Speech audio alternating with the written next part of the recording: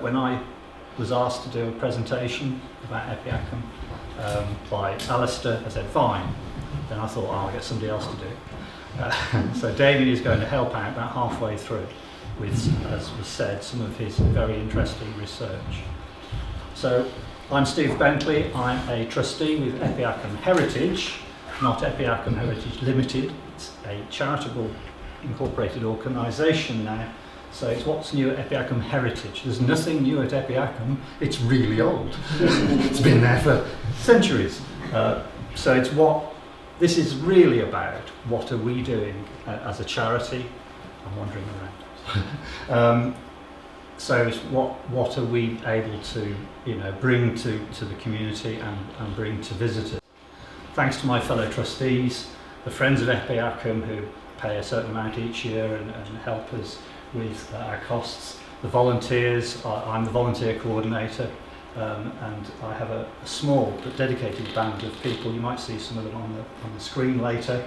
So also those visitors, donors and funders who keep it going. It's quite a costly exercise, not as costly as Vindolanda, not yet anyway, but it costs, just to stand still, it costs £3,000 a year, and that's got to be from donations.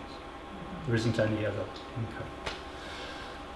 There's a number of photographs. I wanted to credit those people. There's a drone footage which Simon doesn't have a copy of, but I'll just run it on my laptop for you because it's quite interesting. I was going to say it's jolly nice weather. It has been for ages, but let's enjoy Epiacum in some cooling weather. This is taken, it's a drone footage.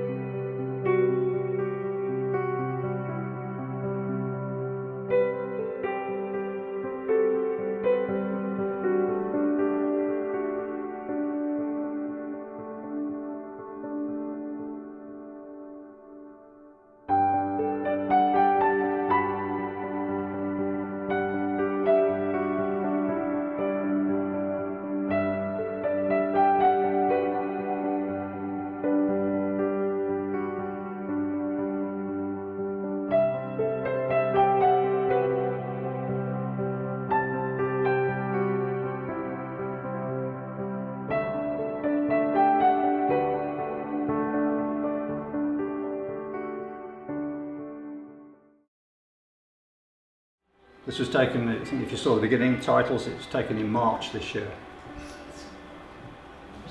So you get the gist.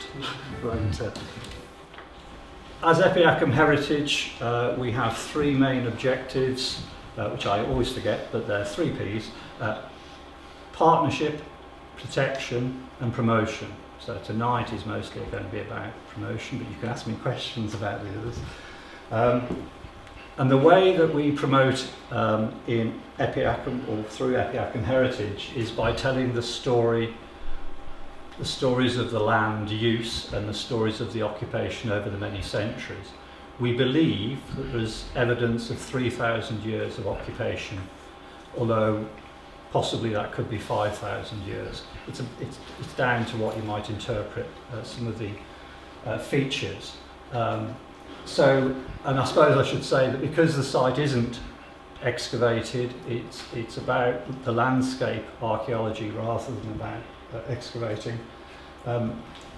We are interpreting what we can see at ground level, whichever story we're telling. And so what we're trying to do is enhance those stories and bring them to people in different ways.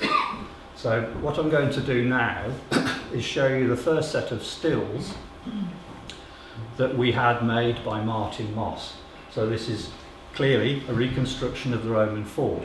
It's not just his whim. It was based on LiDAR, on what the surveys, the geophys surveys that were carried out as part of the Minor Farmer project, and then been back to archaeologists with understanding of the Roman world to get the accuracy. And the small detail was that originally the towers were sticking out from the main wall, and apparently that wasn't the case. It was a minor detail, but people who knew what they were looking at would pull us up. So there's a whole page of alterations that Martin did.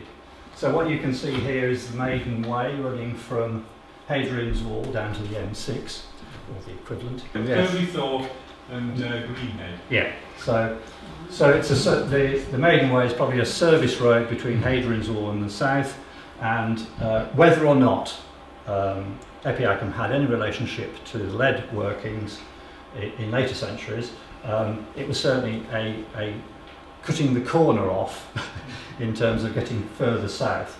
And this road would have been patrolled by units from both those forts and this fort, and it was the second Nervian cohort where from Belgium originally, and so they would have occupied the fort. About 500 men, about 120 cavalry, I think it was, and some others. So that's just what you've also got here is the Vicus, the town that built up around the fort. So that's just another view. This is the south-east corner of the fort. So if you go to the fort now, this is the first corner you come to, with the major ramparts at the back. And now you're looking west up to what became, in later centuries, the Carlisle Road and is now the Pennine Way. And this will be looking east. No, sorry, I do apologise. This is looking south because this is the bathhouse, which was built outside the fort. They took down some ramparts to build the bathhouse. So, things must have been a bit calmer at that point in time. And that's just a panning back from that view, and the building on the right, as you're looking at it, is called a Mancio. It was possibly a stopping off hotel. Is that the right phrase? I'm not a historian. I read the words and repeat. Okay, next. Right, that's another video.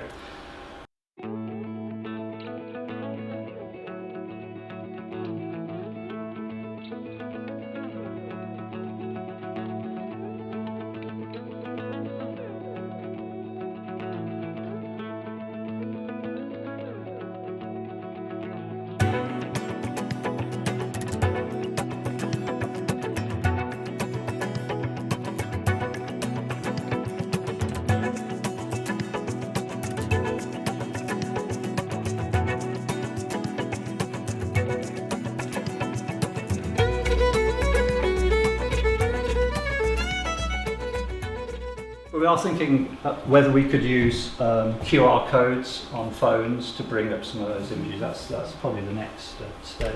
So where would the main road be on that? Where you said the main. So there's the Maiden Way is the military road, if you like. So where is it now? So it goes from the farmhouse through to behind Park Fell. So if you go up onto the fort and you get to the point where it says Romans and Reivers, you're standing on That's the Maiden Way. Maiden Way, But then there's 4 roads through which bisect the fort, so like service roads in and out of the fort. And that's absolutely standard to every Roman fort. The only difference with Epiacum is that it's the hill it's sat on is lozenge shape, and so they've squidged things over to fit everything in. But if you look at any Roman fort, they're pretty standard, because it's quicker, isn't it, to build it? Okay. And then there's just 2 more images. These have got sort of a more interesting in the sense you've got movement of people in there.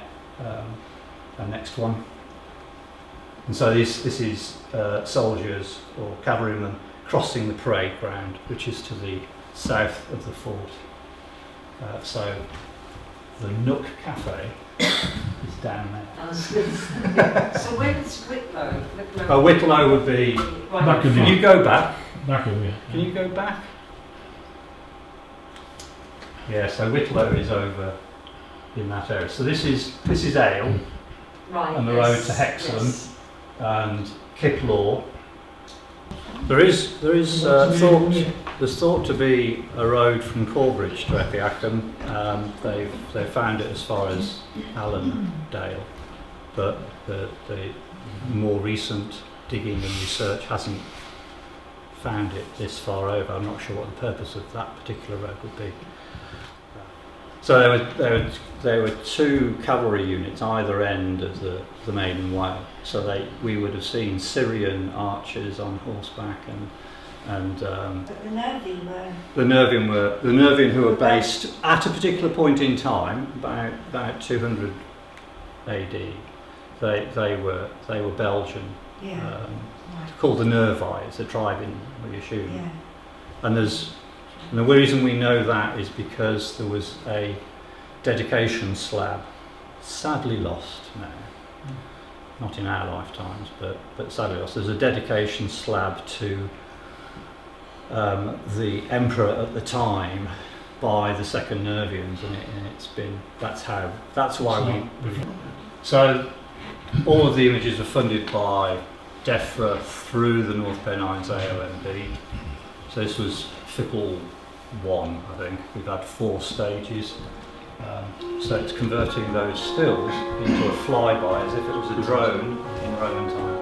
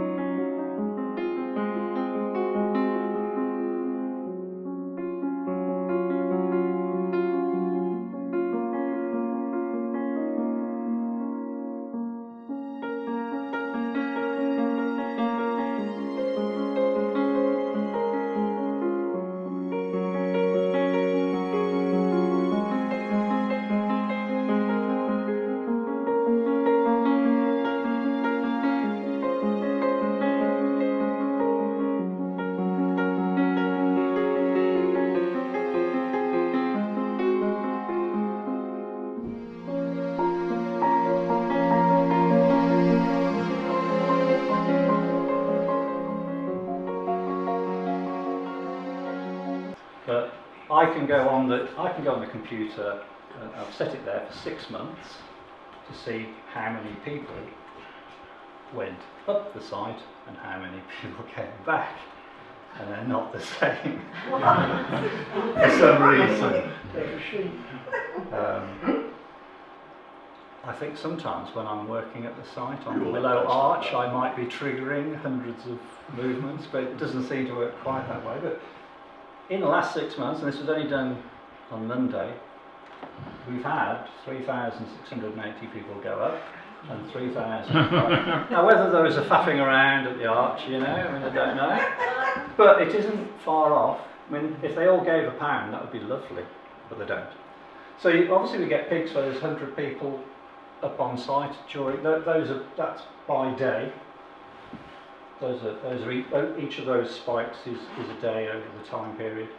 But it's just useful to see that. I mean, we have to actually, because I can see it on my computer, means that it's a satellite connection. The satellite connection alone is £400. If you don't know how many people are going up on site, you don't know what to tell funders, and you can't put, when you put in grant bids in, you've got no data. You can only say, well, we've got this much money, but you can't say how many people have been to site. And perhaps as a comparator, the rail, I get 15,000 visitors a year. How many is that? 15,000. So if we're getting 3,000 in 6 months, and both will be affected by the weather, but we do get people in the winter. We do. Got a healthy number of volunteers who come in all shapes, sizes, and age, and for different functions. So we've got volunteers all the trustees are volunteers, I should say. The volunteers that come on a sort of weekly basis.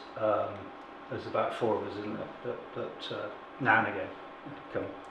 The trouble with the weekly volunteers is they're all getting on a bit, and all of us had some injury, so I had to open a field hospital. So we met for coffee and planning.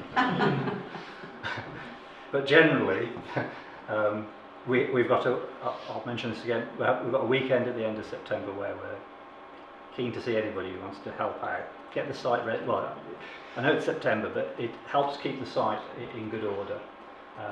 Jack, the dog, is interesting because his owner, Pete Arts, is a stonemason at York. We like seeing him because he can do some useful things with stone, like the sign. That sign is on a where it .7, I think, probably points out the Principa.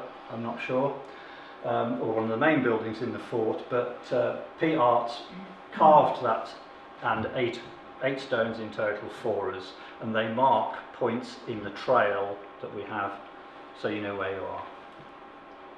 So, the work that the Second Nervians do is, I suppose I forgot to mention, the other thing that the volunteers do, if they're not maintaining the site, there's a whole another group who turn up and do things like the molehill surveys or archaeological type stuff. So it's interesting, people volunteer for different reasons, and they're not the same people always. Sometimes they are, but they're not always.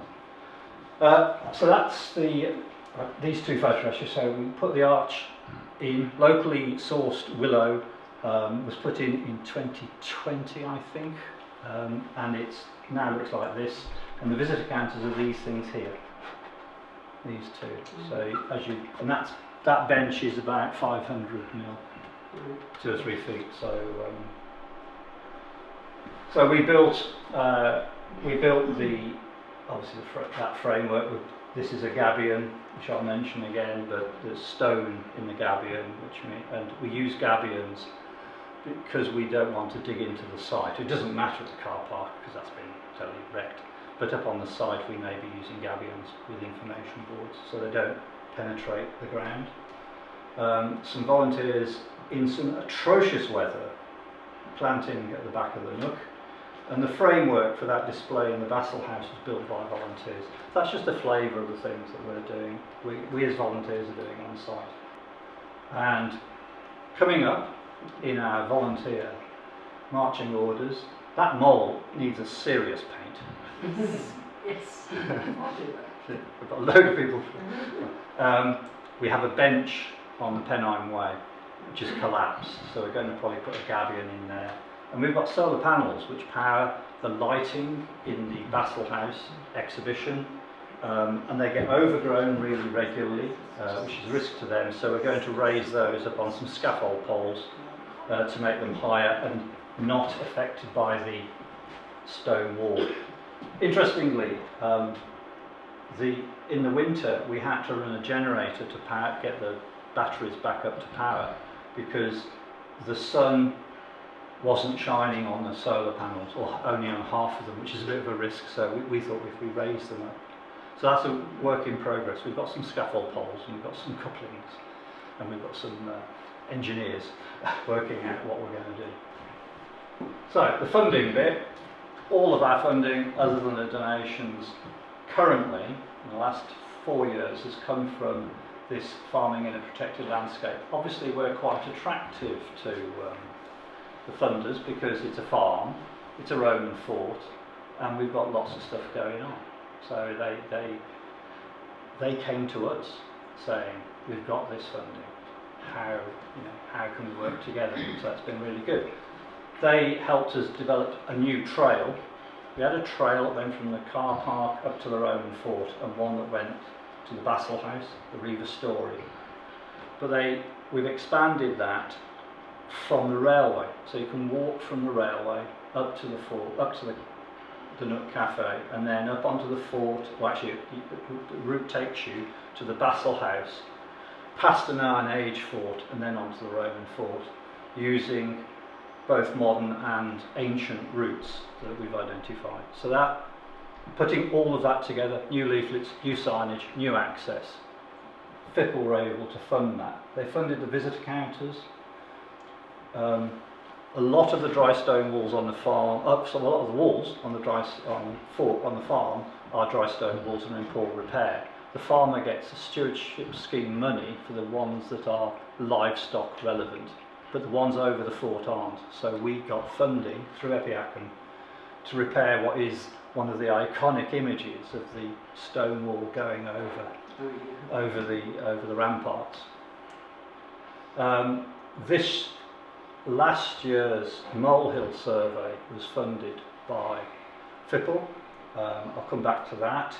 Some wildflower planting, not gone well this year actually, wildflower planting. What with the really, really soggy weather and the really, really hot, is it June, May, June, the wildflowers haven't took, so we're looking at redoing some of that, probably out of our own funds. The images you've seen, and we'll see others in a moment, and the Basel House, it's a misnomer really, because the building that you go into is actually the barn associated with the Basel House, but that barn where we have an exhibition has got some issues, and so they paid for a survey. I'll say it now, the good news is they're paying for the work, because having paid for the trail to the Basel House and having paid for a survey, we didn't give them much room to manoeuvre. But they have been very, very generous in funding, re-roofing, dangerous lintel. Well, you can go in now, but it would become dangerous, and there was some serious damp problems quite close to where the electricity comes in from the solar panels. So the survey, they paid for the survey, we paid for listed building consent, and that's going ahead. Okay, thanks Simon. Okay, on to some research. As I said earlier, we don't generally excavate at Epiacum because it's a scheduled ancient monument, and we'd have to have a really good research question. I'm sure we could all come up with one, but it's hugely expensive. Just to run some molehill surveys, which is scraping soil off the ground into a sieve, and having an archaeologist there and having some kit, and then having the finds analysed, has cost £15,000. Some of that is a recovery exercise by analysing previous finds, but you can imagine what they do at Vindolanda must be quite expensive. They're just mind-boggling. I've borrowed these images from the person I credited, a research report. So a kernstone is basically a millstone, and it operates in a rotary way. Prior to rotary kernstones or millstones, it was apparently what's called a saddle. I learned this weekend. A saddle stone.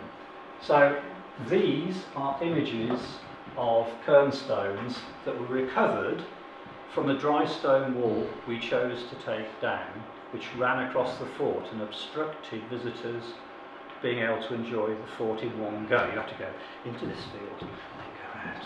So after a lot of soul searching, to be honest, before my time, they decided that it was legitimate to remove that wall, but it would have to have an archaeological watch, so we did that. But in taking that wall down, over 60 volunteers over 2 weeks, we found possibly one of the largest collections of millstones in northern England. And you can see that this fragment of a kernstone looks similar to that type. And that diagram I hadn't realised how do you grind corn with 2 stones? I mean, you know, how do you get it go? It must be quite heavy to move. And sorry? No, these are hand powered. These are hand powered. That would have come later. That would possibly be medieval. Although there are examples of quite lot. We've got smaller kernstones, so they're hand powered.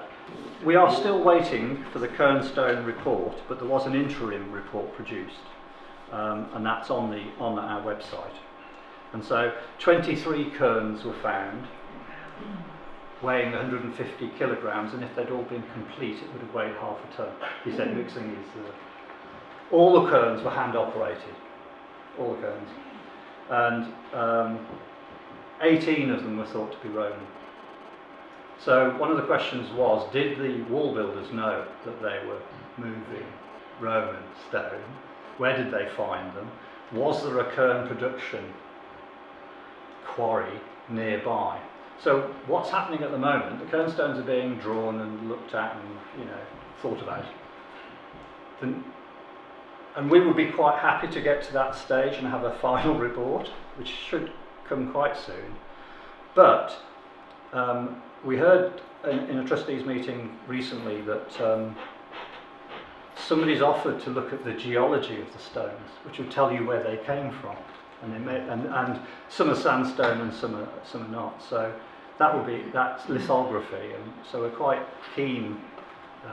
I understand that Paul Morgan, who lives locally, could also probably do that for us.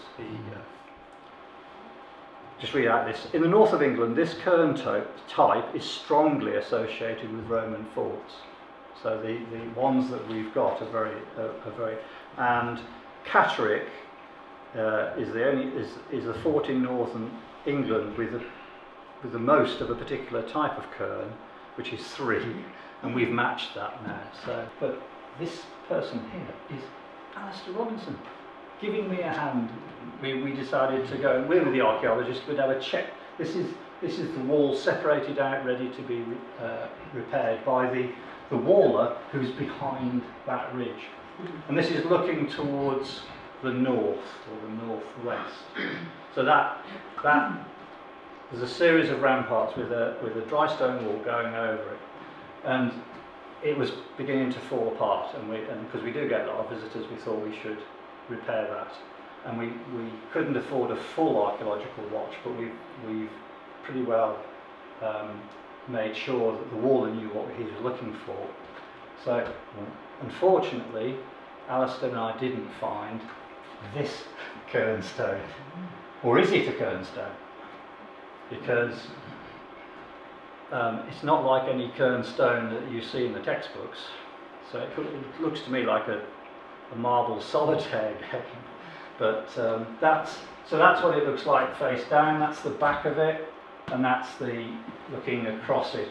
So they are dimples. They're not. These are not raised. That's also, who did the diking? Who was the one? Steve. Steve from Land. Yeah.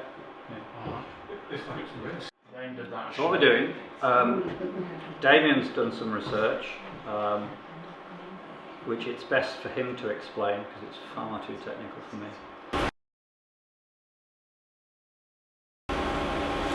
Right, Marble surveys. So in 2023, this year, we were funded to do another molehill survey. We'd done 5 years previously. Back around about 2011, was it? During that period. And at that point, The molehills were sieve, whatever, in 10 metre or 5 metre squares, so it's quite a big area. This time, because we've got the technology, every molehill which had a find was mapped, geolocated, using a total station as they're called, and so that you can see, and each of those colours represents a day. So on this day they did that section and they moved on, and these little yellow flags, or it doesn't matter what the colour was, the flags represented a molehill. And so what the moles are doing is just doing what moles do, dig, create molehills. And forever people have been going, oh, there's a piece of pottery there in the molehill.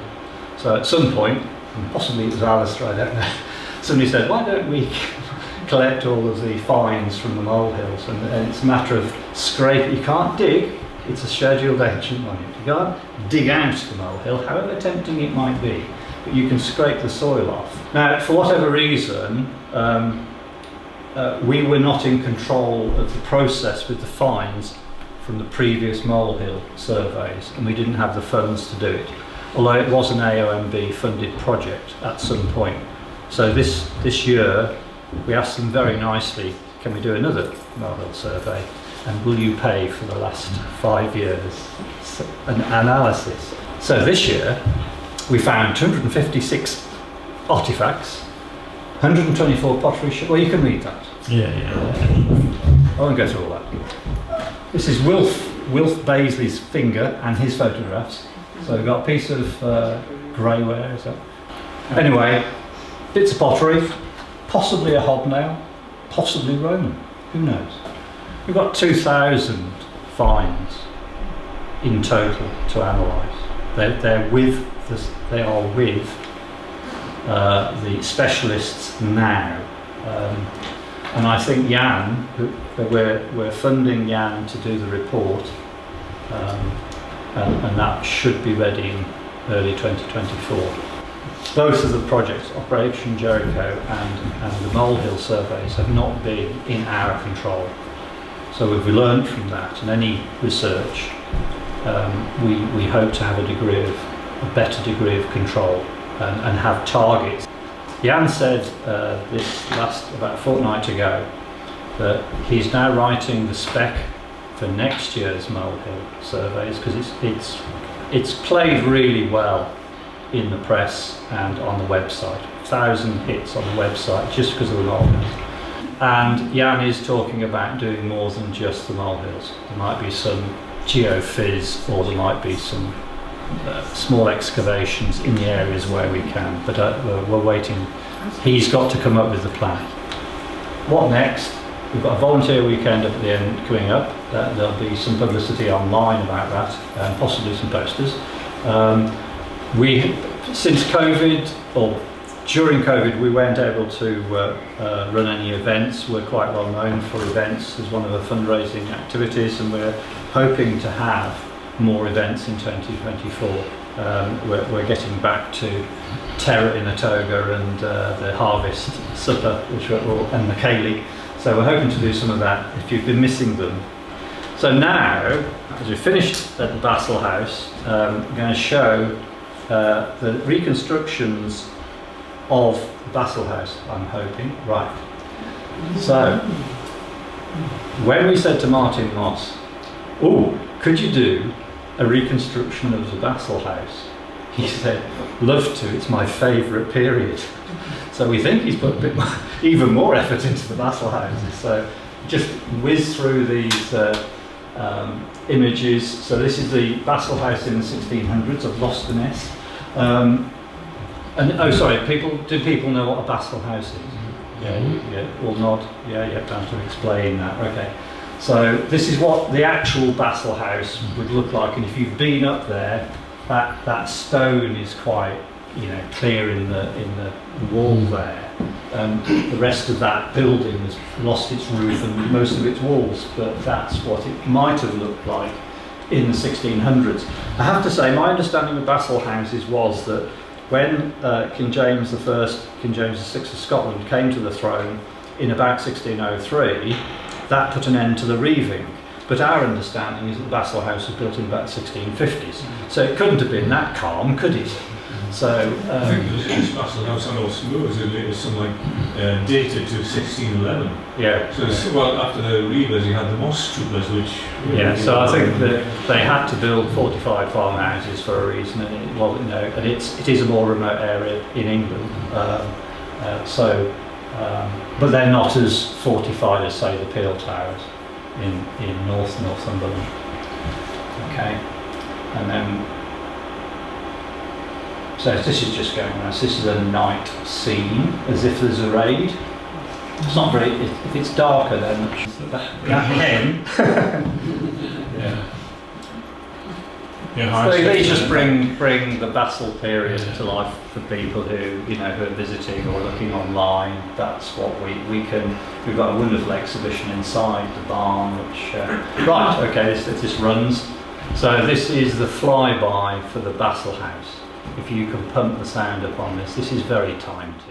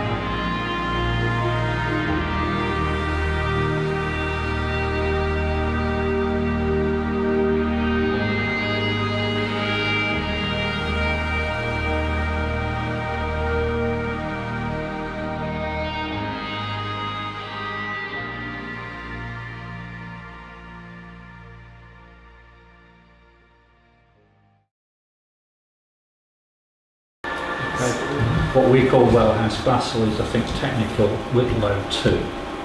It's one of 3 Basel houses in that immediate location, but there's Holy Mire, which is closer to the fort, and then there's 2 that were built inside the fort. And you can see the footings of those so as you enter the fort.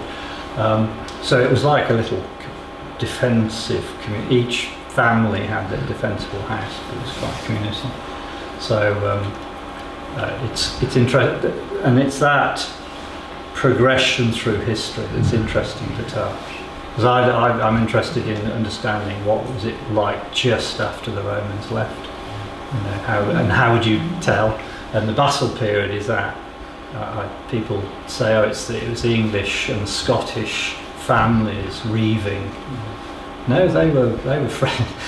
It was families reaving. Yeah. They might have been English and they might have been Scottish. I mean, it's said that the reaving families, the border reavers, would change sides halfway through a battle. So it's all of that history is exposed at Epiacum, and that's why I think that those of us that wander up there occasionally are fascinated by it. So thank you for listening and watching.